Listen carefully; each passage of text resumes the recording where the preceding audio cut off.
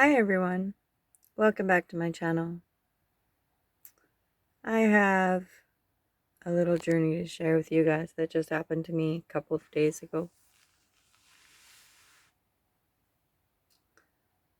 Um, my mom is dying in a facility in Chilliwack, and we were, well, 3 of the 4 kids were permitted to come and visit. We did not get an answer as of why the 4th son was not allowed to come in. That wasn't cool. Um, However, they did let the rest of us in. And I went in the first night and I got an opportunity to speak with her when she was at her strongest when we got the phone call, and I left the same day and came down and seen her immediately. And then I was blessed to have another um, hour or so the next day before the incident. So I'm severely allergic to latex and rubber products.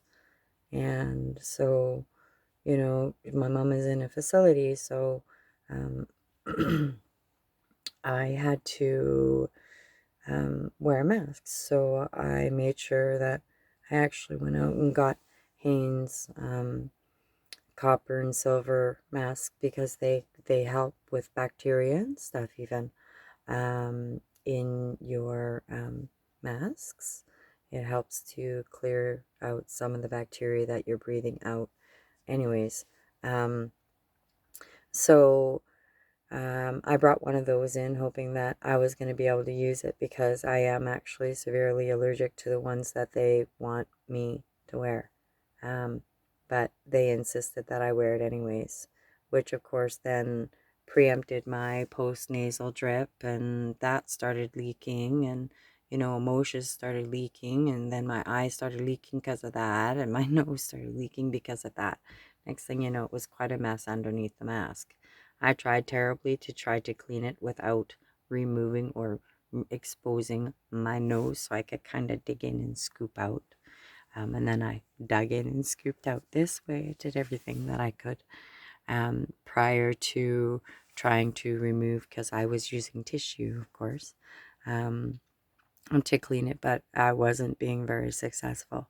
And so my mask came down so I could clean and catch it while it was coming out. And well, needless to say, the woman who ran the place happened to catch me doing that. And well, I mean, with all this stuff going on with COVID and everything, needless to say, I mean, not that it matters or anything, but I had 7 weeks of COVID in March of last year there. So when it first came out. So yeah, anyways, it wasn't very pleasant at all.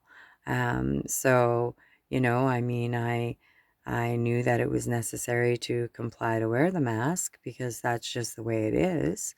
And I did that, but yeah, needless to say, I was removed from my mother's room and banned from the facility. And like I said, they also didn't let one, he's our half brother.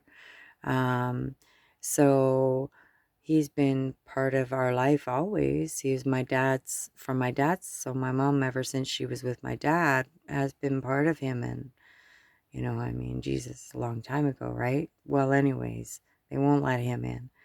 And anyways, getting back to the mask thing. So, I got banned and my stepdad is still in the facility. So that kind of bothers me to the fact that I've been banned from the facility that my stepfather lives in. That makes me question things a little about that place. It made me question things about the fact that the care aides were just wearing their regular uniforms. They weren't wearing um, the yellow overcover covering jackets when they were going into the clients' rooms. They weren't doing any of that. I'm registered carried. I know protocol and I know what they were doing. And, um, I mean, as far as I was concerned, I seen exactly what they were doing. And then, I mean, it's just ridiculous. But it is what it is. And I don't have any control over the higher powers than what they are. So, especially right now. Um, so needless to say, I got banned, and now I was going to do something, and I was going to do something, and I actually told my mom what I was going to do. And my mom's dying wish was that I not do what I was going to do. And I didn't want to even consider that as an option. Well, I've had some time to think. And I have to honor my mother's last wishes. And I need to find another way rather than suing this facility and mentioning their name and getting them in trouble.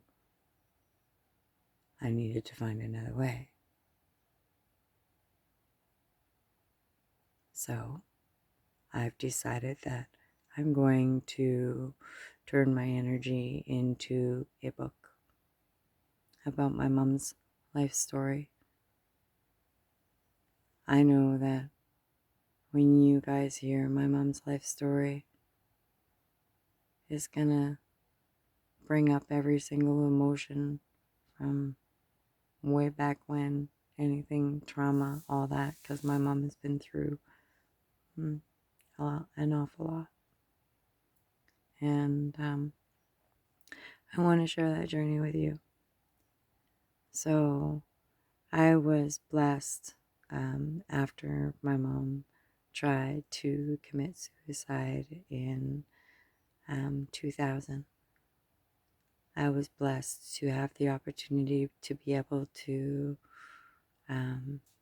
step in after the counselors were done with their part, where my mom was satisfied, and then me and my mom worked from that space on. And because by then she was ready to receive what I had been saying all along. And she knew I was speaking truth, but there was fear and stuff, so she had to go someplace else first, and I had to respect that, and I did. And then, anyways, she did finally come back to me. And since then, I've had the honor of being able to coach my mother through this journey. And so instead of being angry and turning it towards suing them and picketing them and doing all of those terrible things that I was thinking about doing, I decided that I needed to forgive her. She's the head of the facility right now that is under a great deal of pressure. They're getting, their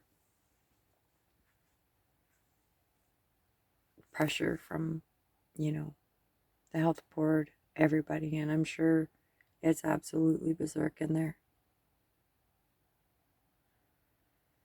So, I mean, I know what I seen. I know that I seen the girls not wearing those extra yellow jackets that are the covers for the PPE jackets, and they weren't wearing those.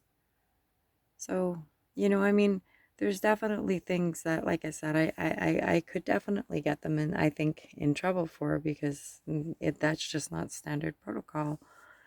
However, I'm not going to do that. Instead, I'm going to write a book about it. I'm going to write a book about my mom's journey and how that came to pass. So I'm really looking forward to being able to share that journey with you. Thanks for watching. Till next time, blessings.